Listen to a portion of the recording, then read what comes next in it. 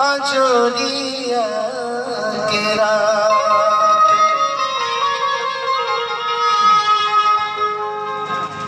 एक दिन अपना मेहराज के बहुते मानते रहे भैया, था ना मानते रहे, था ना मानते रहे, जितना माने की सीमा हो बहुत से जा बाकी घर में भी जा देखा कि मेहरारू गुलौरा लेखा मुँह फुलौले दिया। मर्दा कहता कि भाई हम अपना मौगी के बड़ी मानी ला, जौन कहे तो नहीं करी ला। कौन ऐसा कमी हो गई कि इतना गोसा में भी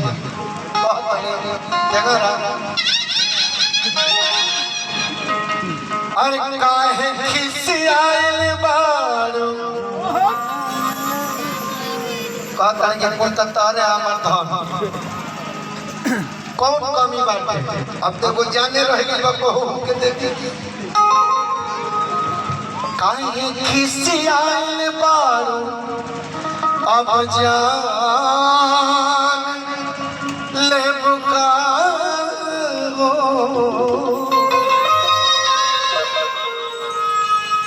काहे खिसियाइल बारू अब जन्म ले बुका आने बोला कमर सुनानी किसी देखा अब हम के लड़का देखी जा तारा किसी ले पब्लिका देखो हंसत हंसत भूल भइल के बोला बोला ना मनिकारे लइके ना कान चाहिए पानी से ना मनी आरे बोला हमर सुगदी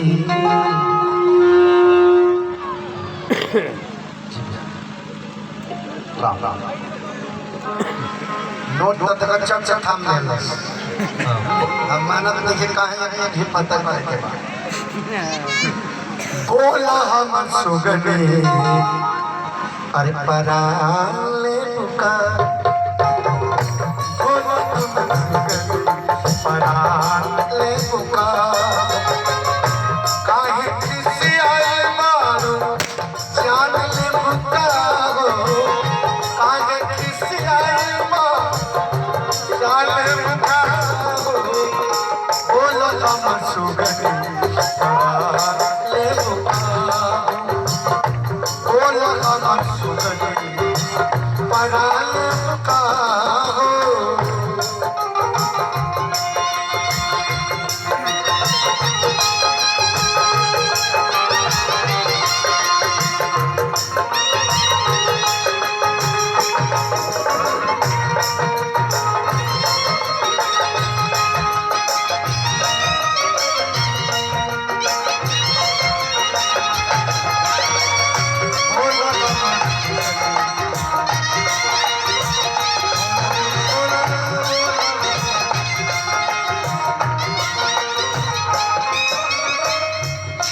झुलनी चोरी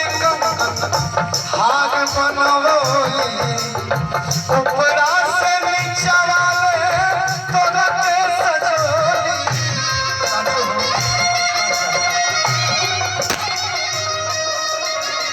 झुलनी चोरी ये बार बार फंसता था होने लाल को के निकाला बाल बाल खैला के मछली हमारे कछलनी हार बनवोली ऊपरा से नीचा वाले तोरा के सजोली सोनेदा के सगरो दुकान ले बुकाओ सोनेदा के सगरो दुकान ले बुकाओ तन बोला ना मुँह खोला ना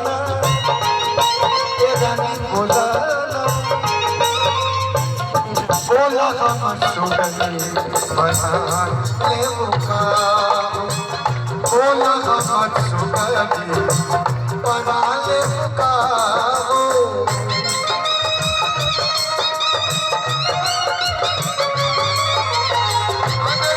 जीवन में लेके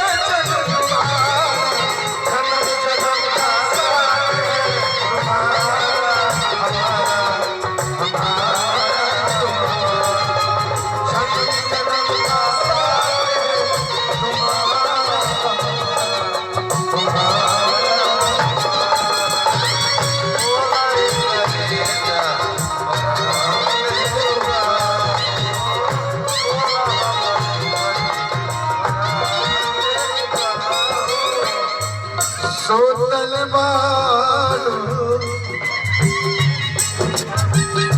सोतल बारू साझे से चचरिया सोतल बारू साझे से चचरिया काहे नहीं खुबोला बदला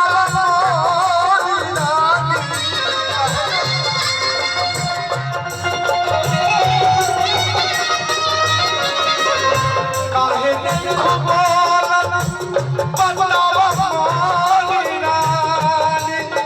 हमसे न बोलना ठान ले हमसे न बोलना ठान ले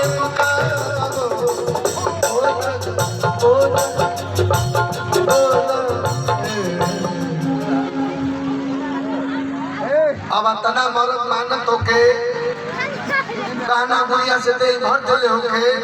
कुल कमाई अरे खाता में जात होके एक बातों मेरा ना माने तो मर्दों के शौक होई बाबा मर्दों सवाल करत त दूल्हे कहता क्या क्या मौगी काहे इतना कोट होए रहते हमें हम तो 24 घंटे बाहर रहता नहीं कुछ भूल लेके खिलाओ घर में टेगरी रोज आवत का भैया महमान इनका काम पहुंचत बा तो बाजा में कबो स्टेज पर इनका घर तो खुदे क्यों ना क्यों जाता है इनका घर बिना एक निकले बने एक दुहाई लेकिन कहत बा मर्दा आ गई बतावे के पड़ी के मोती के बमरल चित पता रखिया के अकैली बाटे बस में कवचारी सुना के अरे बतावे के पड़ी के बतावे के पड़ी के कर कैसे बारू सती है हमके याद जाना मोती के बमरल चित पता रखिया के पहले बाटे बस में कवन चोरी सुहाय के मोती के बमरल चित पता रखिया के पहले बाटे बस में कवन चोरी सुहाय के हे बात के पड़ी आसम झाऊ के पड़ी एकर कहन कैसे बारू सच आए हमके याद जाना